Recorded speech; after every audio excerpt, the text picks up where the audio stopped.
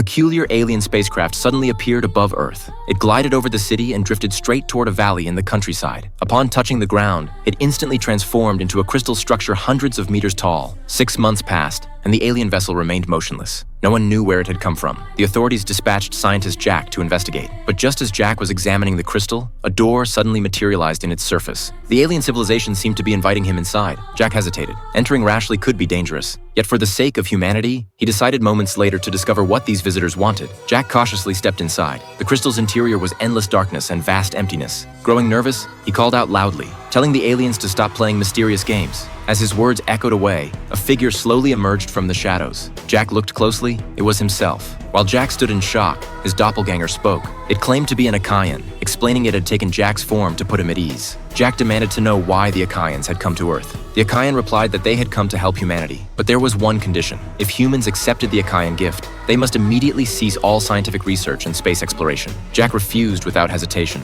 but the Achaean urged him not to be so hasty. It produced a metallic sphere and instructed Jack to place it anywhere on Earth that had been contaminated. It's not gonna blow up the planet.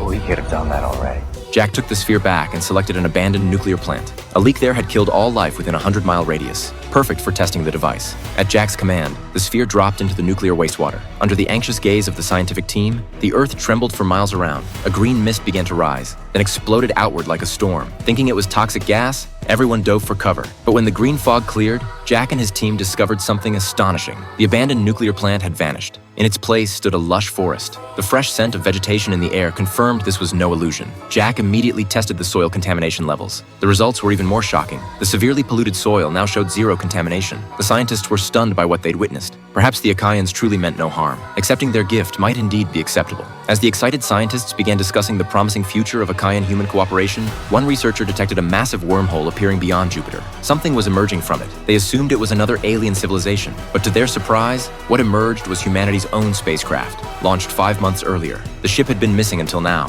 having somehow traveled through the wormhole back home. The astronauts soon returned to Earth. Jack's team went to greet them, sharing the news about the Achaeans. Humanity would never need to risk space exploration again. But when the astronauts heard the name Achaean, their faces turned grave. During their mission, they had reached a planet that also contained Achaean crystal structures, but all the native inhabitants there had been reduced to bleached bones. The Achaeans' offer to help humanity was clearly a facade. They were definitely plotting something sinister.